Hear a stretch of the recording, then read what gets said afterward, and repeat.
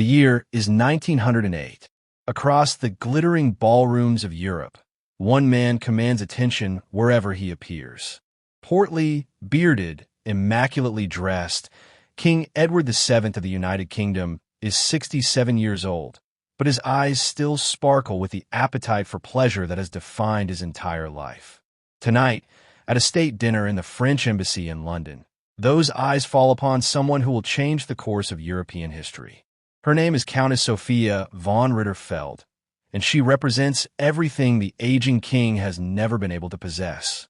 20 years his junior, German by birth but educated in Paris, she moves through the diplomatic circles of Europe with an intelligence and independence that both fascinates and frustrates the men around her. She is not seeking a royal lover. She is not impressed by crowns or titles. And perhaps that is precisely why Edward cannot look away. The king's obsession begins innocently enough. A conversation about art, a shared appreciation for Wagner, an exchange of letters discussing politics and philosophy. But Edward has never been a man of moderation. Throughout his life, before becoming king, he was known as Bertie, the Prince of Wales who scandalized Victorian society with his appetites, his gambling, his endless parade of mistresses. His mother, Queen Victoria, despaired of him. His wife, Queen Alexandra, learned to tolerate his infidelities with a graceful silence that only deepened the tragedy of their marriage. Now, as king, Edward believes his desires should know no bounds. The British Empire spans the globe. His word moves armies and navies. Surely one woman, however independent, cannot resist such power. But Sophia von Ritterfeld is not simply resisting. She is actively pursuing her own agenda. Unknown to Edward, the Countess serves as an informal advisor to Kaiser Wilhelm II of Germany, Edward's own nephew. The relationship between uncle and nephew has always been complicated, a toxic mixture of familial affection and political rivalry. Wilhelm both admires and resents Edward, sees him as both mentor and obstacle. The Kaiser's mercurial personality, his withered left arm that he tries desperately to hide, his constant need to prove himself, all these create a psychological powder keg that Sophia understands better than anyone.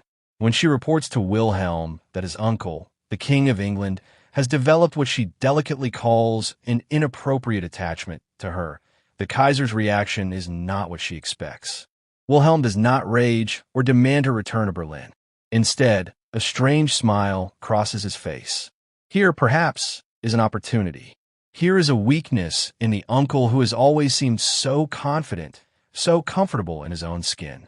The Kaiser instructs Sophia to continue the correspondence, to encourage Edward's attentions without ever quite surrendering to them, to gather information about British military capabilities, about Edward's true intentions toward Germany, about the secret discussions happening between Britain and France. Sophia agrees, but with her own reservations.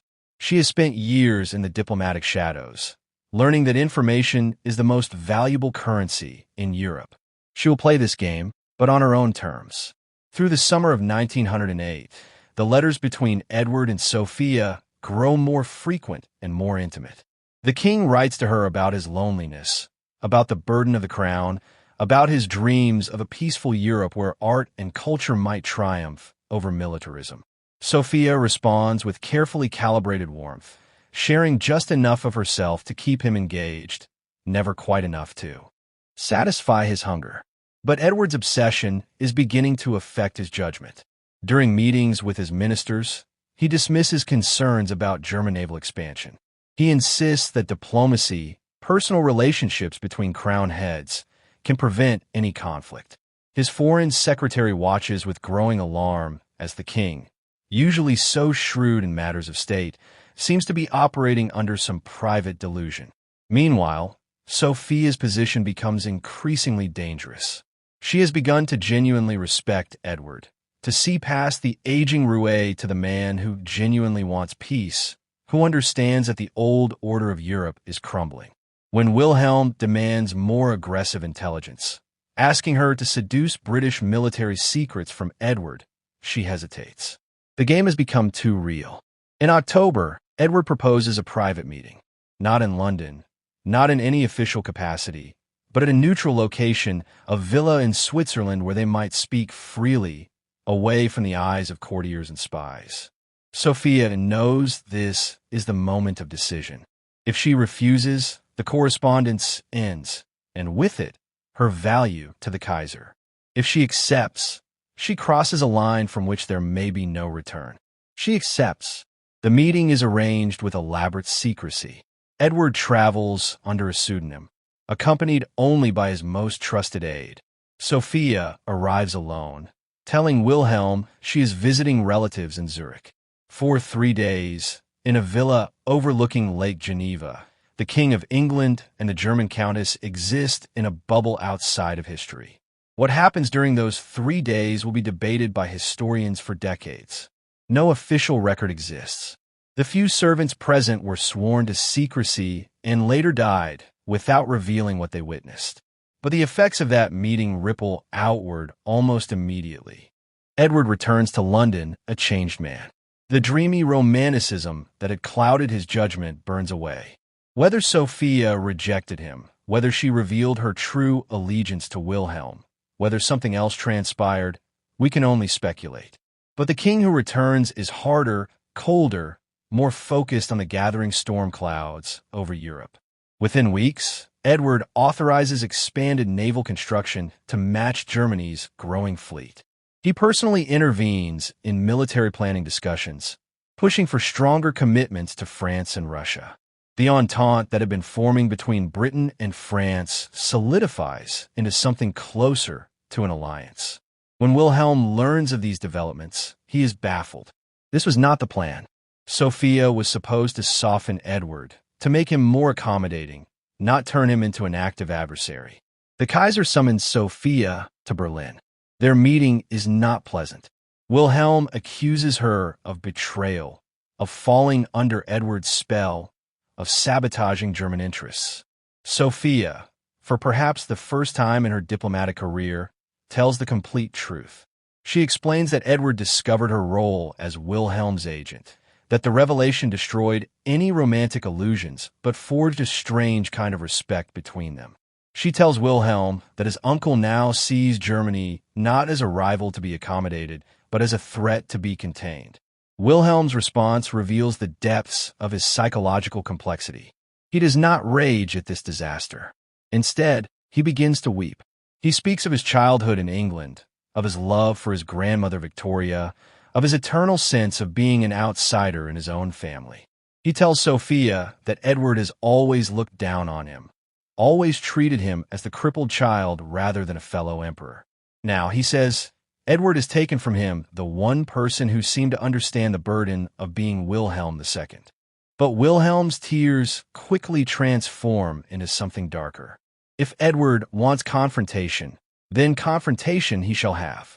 If the British king believes he can contain Germany through alliances and naval power, then Germany will show the world what real power means. The incident that began with romantic obsession now metastasizes into political crisis. Through the winter of 1908 into 1909, the diplomatic temperature of Europe drops toward freezing. Edward embarks on a series of state visits to France, Italy, and Russia, personally cementing the alliances that will form the backbone of the Entente powers. His charm, his diplomatic skill, the weight of his personality, all are deployed to build a wall around Germany. Wilhelm responds with bellicose speeches and military parades, demonstrating Germany's readiness for war.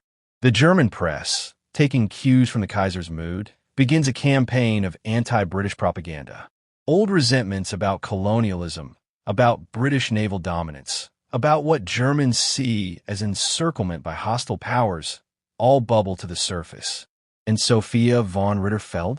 She disappears from the diplomatic scene. Some reports place her in a convent in Bavaria. Others suggest she fled to America under an assumed name. The most romantic version of the story claims she died of a broken heart, caught between two men, two empires, unable to prevent the catastrophe she saw approaching. But before she vanishes from history, Sophia makes one final gesture. She writes identical letters to both Edward and Wilhelm, letters that are discovered in archives decades later. In them, she begs both men to step back from the brink, to recognize that their personal rivalry is dragging millions of innocent people toward destruction. She reminds Edward that his mother, Queen Victoria, spent her reign trying to keep her grandchildren from warring with each other. She reminds Wilhelm that his grandmother loved him despite his insecurities, and that her grandson in London is not his enemy. Neither man responds to her letter. Perhaps they never even read it. By this point, both have convinced themselves that they are acting from duty and necessity rather than personal emotion. Both have wrapped their wounded pride in the flags of their nations. Edward dies in May of 1910, less than 2 years after that fateful meeting in Switzerland. His son, George V, inherits not just a crown, but a web of alliances and commitments that will, for years later, draw Britain into the Great War. On his deathbed, Edward reportedly spoke Sophia's name, though what he meant to convey remains unknown. Wilhelm receives news of his uncle's death while yachting in Norwegian waters. Witnesses report that the Kaiser stood alone at the rail for hours, staring at the sea. He attends Edward's funeral in London, standing in his British admiral's uniform among the mourners, the very image of familial grief. But the photographs from that day show something else in Wilhelm's eyes. Not sorrow, not quite. Something harder to define. Perhaps the recognition that with Edward gone, the last restraints on his own ambitions have been removed.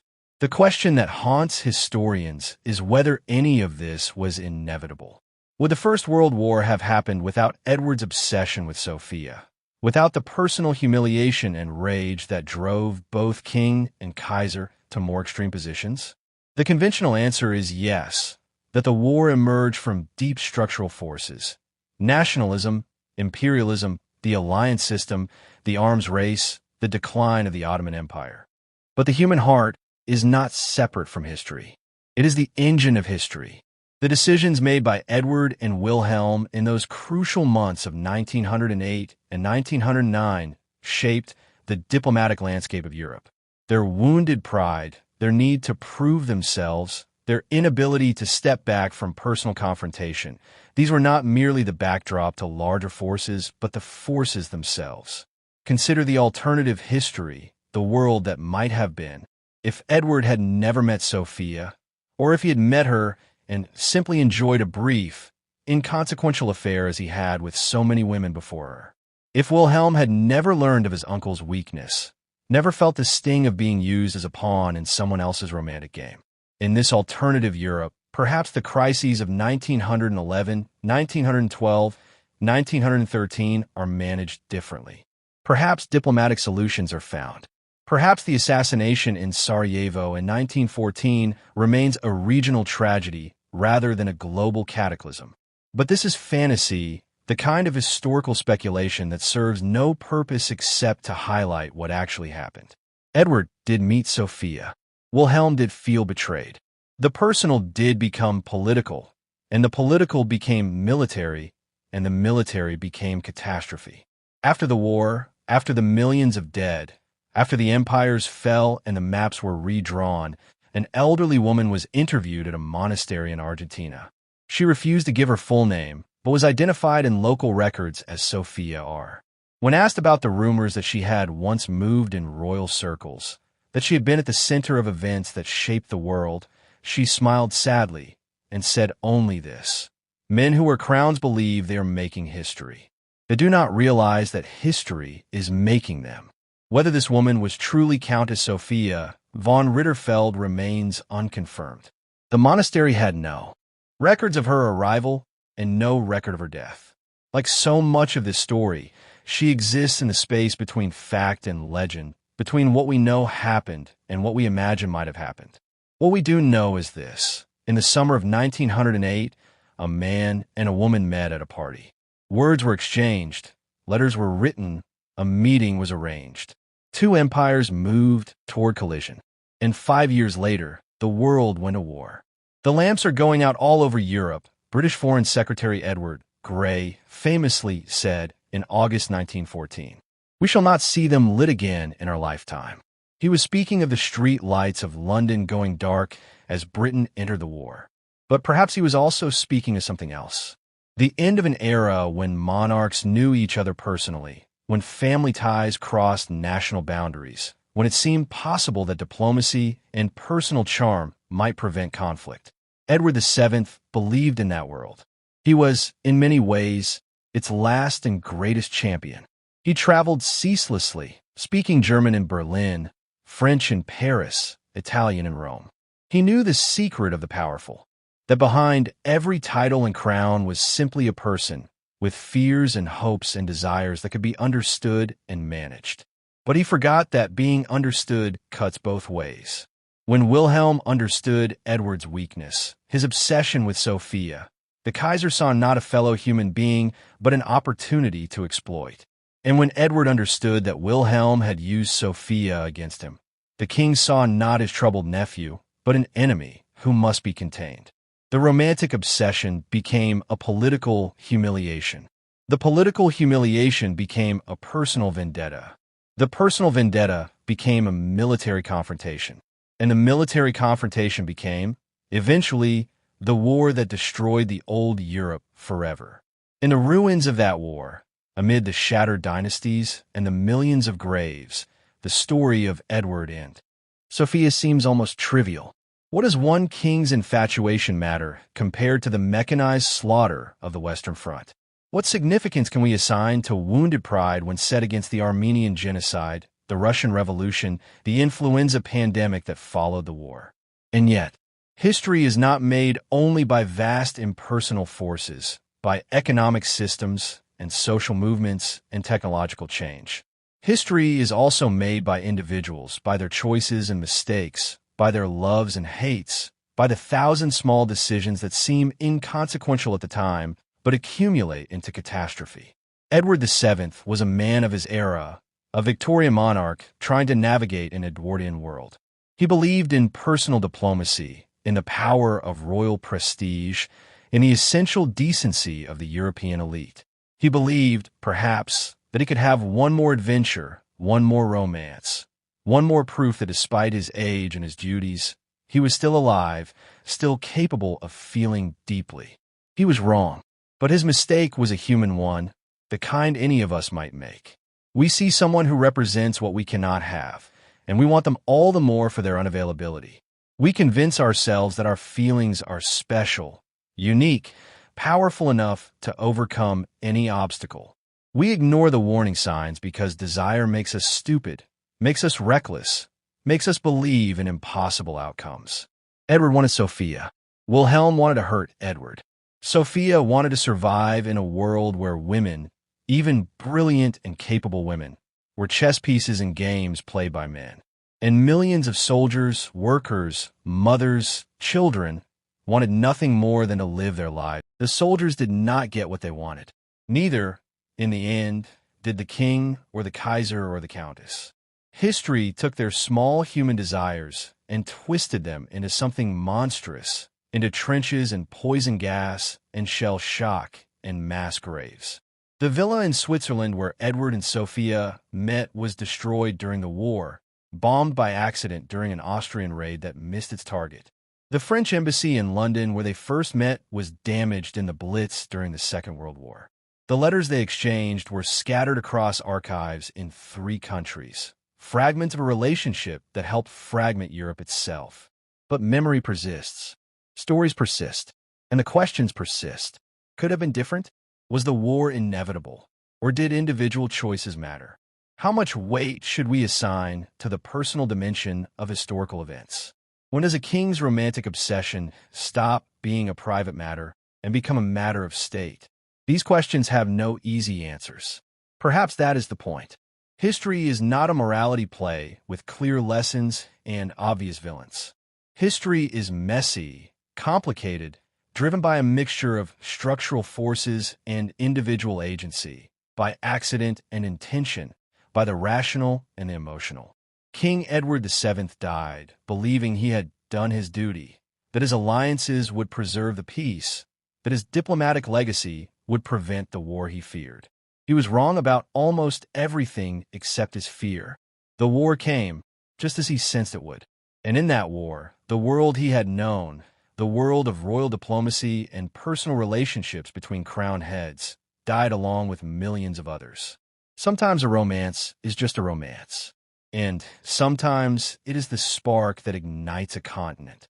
The tragedy of Edward and Sophia is that they never quite knew which one theirs was until it was far too late to matter. By then, the armies were marching, and all the regrets in the world could not call them back.